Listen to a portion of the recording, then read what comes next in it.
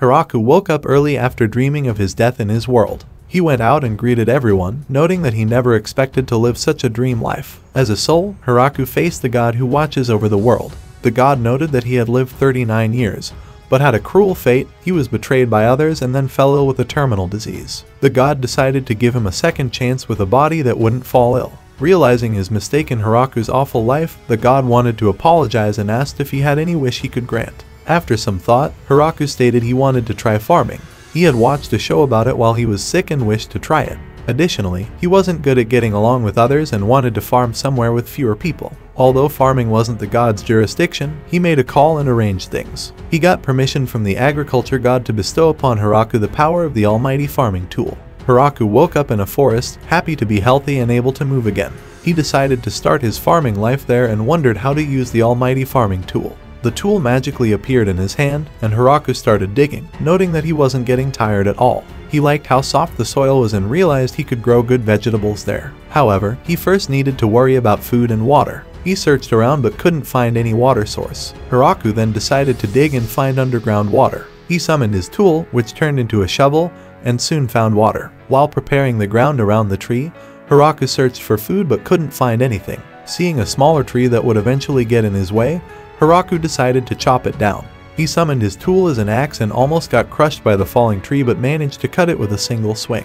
He then turned his tool into a hatchet and cut the tree into pieces. Realizing it was getting dark, Hiraku tried to start a fire with a magnifying glass, but the sun set. With no way to start a fire, he carved a hole into the large tree and hid inside. He cut some plates and cups, realizing the moon provided enough light for him to see. He then noticed there were 2 moons and realized he must be in another world. The next morning, Hiraku continued clearing the ground around the large tree and cutting more trees. Feeling hungry, he was attacked by a large monster rabbit but managed to kill it with a single swing of his tool. After eating, he decided to make a toilet and dug a large hole with an entrance, gas release hole, and a tree trunk as a seat. As he couldn't relax, he ended up creating a small cabin around the toilet seat. Hiraku then proceeded to cultivate the land, imagining what he could grow. However, he realized he didn't have any seeds. The following morning, he was surprised to see some plants already starting to grow, wondering if it was due to the tool. He decided to build a wall and a ditch around the fields to protect them from rabbits and other beasts. It took him a few days to complete it, but he managed to kill another rabbit. As the plants grew faster, Hiraku hoped they were something edible. He then built a hut, struggling to lift the wood, so he dug inside to give himself more vertical space. One day, he saw 2 dogs outside. They looked a bit rough but not aggressive, so he invited them in and gave them some meat from a boar he had just killed. He noticed one of them was pregnant, and after they ate, she started having birth pains. Hiraku realized she was giving birth and let them stay in his house while he went back to the tree hole for the night. In the morning, he checked on the dogs and saw that the female had given birth to 4 puppies. He gave them some more meat to celebrate. Hiraku thought the dogs would leave, but they decided to stay. As they liked the hut, Hiraku decided to build himself a new house. He ended up growing some tomatoes and enjoyed them. The dogs did some hunting and protected the premises for Hiraku. He named them Kuro and Yuki and the puppies Kuroichi, Kuroni, Kurosan, Kuroyan. Hiraku wanted to build a storehouse, grow more vegetables, and do many other things. Elsewhere, a girl wanted to cross the mountain, but a man told her it was dangerous and asked if she had heard of the Forest of Death. The other side of the mountain was known for being full of monsters. God decides to check on Hiraku on how he is doing as he is sorry for giving him a life fit for a sinner. As he checks on him, he realizes he put him in a dangerous forest known as Forest of Death as realizes he made a mistake yet again. Hiraku had realized that while preparing the ground for farming, if he wishes to plant certain plant, that plant magically starts growing. Hiraku is happy with his life and knows it's thanks to the gods that bestowed it to him. He makes some statues of the 2 gods so that he can thank them. Hiraku decides to try planting some fruits. While they grow, he plays with the dogs, realizing that without them he would feel much more lonely. As the dogs also help him find his way back to his camp, Hiraku is able to travel further into the forest and eventually finds a river. He decides to make a tunnel and get water to his place, but since it's a 30 minutes walk distance, he will be digging for a while and decides to first make a toilet near the river. Hiraku figures that if he turns his tool into a wheelbarrow, he can run around with it and not get tired because of the tool. Hiraku also expands his crop fields, adding more veggies. He grows soybeans and wants to eat them, but doesn't have salt. Time passes and weather starts to get cold. Seeing snow on the mountains, Hiraku wonders how cold it gets here. He decides to start preparing for the winter and gathers some food and wood.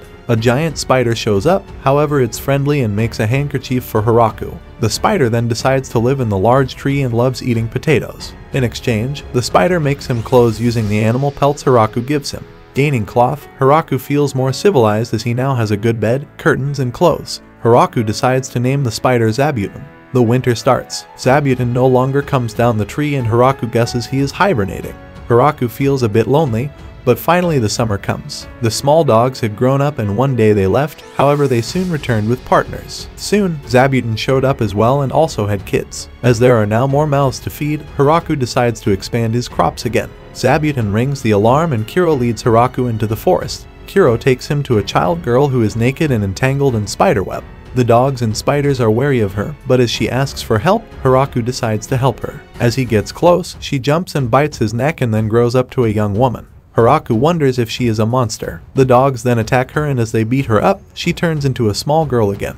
Hiraku wonders if she is their enemy as she sucked his blood, but the girl explains she isn't and she had to do it to recover her strength. As she used too much energy, she can't maintain her adult form and clothes. Hiraku wonders why the dogs attacked them and she explains she wanted to take one of them. Feeling bad for her, Hiraku lets her suck more of his blood so that she can recover. Hiraku takes her to his place. The girls is surprised to see a crop field in the forest, but also so many new crops. Hiraku gives her a tomato and she ends up enjoying it and wants to try some other crops as well. The girl reveals her name is Ru Arashi, a vampire, and is excited to be able to try so many new veggies. Ru explains she is researching medical plants and ran away as she got in a fight with some nobles who tried to steal her research. Since they kept chasing her and she heard of this forest, she decided to hide in it for a while until things calmed down, but also hoped to find some new plants to inspect. She is surprised that Hiraku is living in this dangerous forest and even tamed the beasts. He is also using some strange magic which allows him to create some tools, all of which excites her even more. Hiraku realizes how rare his chance is as this is the first person he came in contact with. As it may take even more to meet someone else, Hiraku decides to ask Ru to stay alive with him. Ru tries to explain that there are people after her and she is a vampire, but Hiraku doesn't care. Hiraku explains he came here to live alone as he can't deal with people, but now realized he doesn't want to live alone and isn't sure how much more he can handle. Ru agrees, explaining that she doesn't really have a place to go, although she feels embarrassed by his proposal. Next morning, Ru turns a little younger. Hiraku wonders why and she explains that in this form, he will restrain himself from touching her and Hiraku agrees. Hiraku explains he wants to grow some sweet potatoes next. He also tells that Ru is the first villagers. Kuro disagrees and Hiraku then corrects himself stating she is more like 30th villager. Ru wonders if Hiraku can grow some medical herbs and Hiraku agrees to try. Ru states they need to find somehow the right seeds, but Hiraku states he doesn't need seeds. Using magic, Ru helps out by installing lights in the toilet and other places. Hiraku had nearly given up on finding salt, but Ru explains that one of the layers in the soil is mostly salt and is surprised he didn't notice while doing all that digging. Hiraku checks on his fruit garden but realizes it takes more time for them to grow than the veggies. Zabuton sounds the alarm and Hiraku wonders what's going on. He goes with Ru to check it out, only to find another girl being captured by spiders and dogs. She apologizes for attacking them and asks Hiraku for help. As he releases her, she uses magic to heal herself. She then notices Ru and realizes she was hiding in the forest and wants to capture her, but the dogs attack her again. Hiraku takes the girl and Ru back to his place. Ru explains she was in the same situation. The dogs are quite ruthless and magic doesn't really affect them, as they can also dodge spells. The girl wonders who Hiraku is, and blushing, Ru explains he is her husband. The girl then introduces herself as Tia, an angel. Hiraku guesses that she serves God, but Ru explains that angels are a race of warriors who have more muscle than brains. Hiraku wonders why Tia is chasing Ru, and Tia explains Ru has a bounty due to the damage she caused in the town. Ru is always researching strange medicines and concoctions, and as soon as something bothers her, she starts blowing things up. Ru states that only happened once because the nobles were so demanding and needed to be taught a lesson, and it was an accident. She finally admits she went a little too far. She also explains that Tia is a bit stronger than her, which is why she ran into the forest. Tia is surprised that Ru is admitting her weaknesses, and Ru explains it's because she realizes how weak she is after facing the dogs. Ru offers Tia to live with them, guessing she will like it. Tia agrees, and Ru takes her around to show her the crops. They spend the day harvesting some veggies, and Hiraku gives Tia some to try, which she ends up liking. After a few days, Tia asks Hiraku if they can grow more strawberries. Hiraku explains they can, but even if they expand, they won't be able to keep up with the harvesting of everything. Tia realizes they indeed can use more hands. Hiraku also notes that even if they do manage to harvest all, they may not be able to eat it all. Hiraku sees that Kuroichi, Kuroni, Kurasan, and Kuroin also have 3 to 4 children now, and the dog family has grown quite a bit. Soon they will grow and go find themselves partners. Ru realizes that means they will become even more, causing Hiraku to realize the hut he built them won't be big enough. Hiraku then decides to build a dog area next to the orchard. Hiraku still hasn't named the new pups as there are too many, and he has a hard time thinking of names. Hiraku then sees Zabuton's children leaving, but sees some of them decided to stay. Tia tells Hiraku that she will be gone for a while and flies away. A few days later, Tia returns with a bunch of high elf girls. The elves introduce themselves as Lee, Leaf, Leka, Lise, Lili, Lita, and Lise. Hiraku notices they all have names starting with La, and Lee explains it's because they are all related. They came per Tia's suggestion and would like to live here. Tia states they have a sad backstory. They used to live in a village in the north, but most of their people got wiped out after they got dragged into the War of the Humans. Their race had scattered, and since then, they have been wandering the land looking for a new home. Ru also suggests they take the girls as she heard that high elves are a talented race. She guesses they are still young, and Lee states she is the oldest, a bit over 400 years, while Lise is the youngest, a bit over 300 years old. Tia and Ru insist, and Hiraku agrees as long as they can get along with the rest of the roommates. Lee wonders who are the roommates, and Ru introduces Zabuton and the dogs, which causes the girls to faint. As the elves wanted to live together, Hiraku decided to build them one big house. The elves know more about construction, and Hiraku decides to follow their orders while they are building the house, mostly just digging and bringing them lumber. After 10 days, the house is complete. It's quite big, and Ru and Tia are impressed. Hiraku feels jealous but has now learned the elves' techniques and considers rebuilding his hut. The elves' house has one big living room where they can all gather and dine. To each side of the living room, they have storage rooms. On the second floor, they have individual rooms. Hiraku is surprised to learn that the elves also eat meat and use fire. His image of elves is that they wake up with sunrise and go to sleep when the sun goes down. They are one with nature, love trees, eat mostly berries, and refuse to wear any metal. Lee tells Hiraku to not underestimate the forest, as if you try to live like that, you will die quite fast. Lee explains they plan on doing some mining and blacksmithing work, but first they need to build up a furnace that can melt iron. Hiraku is surprised as in his image, that was a dwarf's work. Soon they build a furnace and start producing things. Having a metal pan, Hiraku gets excited, feeling his civilization is advancing, and guesses the elves can do anything. Lee states there are some things they couldn't do, like settle down and reproduce. Hiraku states they already achieved one of those things but decides to not say anything about the second, seeing how they were looking and smiling at him. The elves had seen there is a wheat field, and Hiraku explains they have harvested it and turned it into flour. Lise then asks if they can make some bread, showing that they have a jar with yeast, and Hiraku happily accepts. As they enjoy some bread, Hiraku guesses it's time to expand the wheat field. But in that moment he realizes something and asks Ru if this land belongs to anyone. Ru explains no one owns the forest, but it's technically under the control of the Demon Lord. Hearing that, Hiraku starts to worry and wonders if the Demon Lord will have something against it, but Ru assures him that since he built this himself, the land belongs to him. Tia, Ru, and Lee are amazed by Hiraku as not only he tamed the Inferno wolves, but a demon spider too. The crops are also amazing, and Lee wonders if the soil here is actually that good for them to grow that well. But it's surprising how he lacks knowledge about the world around him. He had the wrong impression of what elves were and had no idea what angels are, so the girls conclude it's more than just lacking some knowledge. Meanwhile, Hiraku is in his hut and makes a wooden cup. He realizes he hasn't progressed his waterway in a while and wonders if the girls will help. Zabuton proudly shows Hiraku a queen bee it caught. Since it has no plans to eat the bee and the bee isn't aggressive, Hiraku decides to build a small house for it, hoping to harvest some honey. Tia, flying by, is curious about what Hiraku is doing but is afraid of disturbing the hive and apologizes. Hiraku realizes he needs to plant some flowers for the bees. After that, he digs a large hole, intending to use it as a reservoir, and explains to Lee that he plans to draw water from the river. Lee wonders how far he's progressed with his waterway, but upon hearing he's barely started, she suggests they first decide what to build it out of. Hiraku considers using stone, but Lee explains it would be difficult to obtain. He then thinks about using wood, but Lee explains that because of its length, connecting many pieces would lead to too much leakage. Finally, Hiraku decides to use dirt and, using his powerful tool, compacts it until it's as solid and sturdy as concrete. Hiraku lets the elves handle the foundation of the waterway while he focuses on sealing the seams and strengthening the foundation. Hiraku also manages to catch some fish. Tia and Rue recognize the fish as the aggressive ones from the Forest of Death and wonder if it's safe to eat them. They make Hiraku taste them first before eating, but end up finding them delicious. Since the elves also like them, Hiraku captures more fish and preserves them with salt. Hiraku is surprised he was able to grow some rice, but now that he has easy access to water, he decides to build a rice paddy. After digging the area and flooding it, the girls wonder if he intends to make a lake to grow fish in.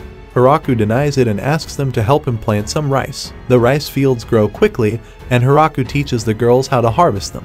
After drying the rice, he uses his tool to create an old-fashioned thresher and then a sieve to remove the leaves and plant matter. He then uses a mortar to remove the husk from the rice and a pestle to polish the rice. The girls note it's a lot of work and wonder if they can finally eat, but Hiraku explains they first need to cook it and shows them how to do it. Finally, Hiraku makes the rice into rice balls and adds some fish from the other day. The girls end up enjoying the rice balls so much that they eat them all, leaving only a single rice grain for Hiraku. While the girls can clean themselves using magic, Hiraku can't, so he decides to build a bath. The girls suggest they can wash in the river, but Hiraku explains the benefits of having a bath and that they can bathe in the winter without freezing. The girls help him, and the bath progress goes well. However, Hiraku then realizes and wonders if it's okay to put the wastewater back into the river. Tia suggests they use slimes as they will eat the waste products and purify the water. Tia brings some slimes, and Hiraku builds a purification pool for them. Tia explains they can also put them into the toilets, but Hiraku isn't sure he wants to do his business over a slime's head.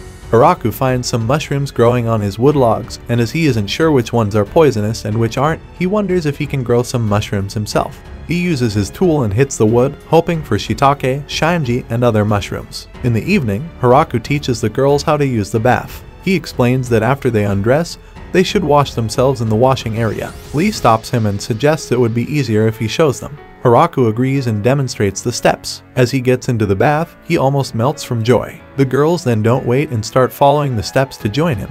Hiraku states he will leave to let them enjoy it and use it after them, but the girls suggest they can bathe together so they won't need to heat up water again. Surrounded by the girls, Hiraku doesn't feel he can relax and wonders if he should build a separate bath for men. However, the girls state it would be unfair to have a private bath just for him.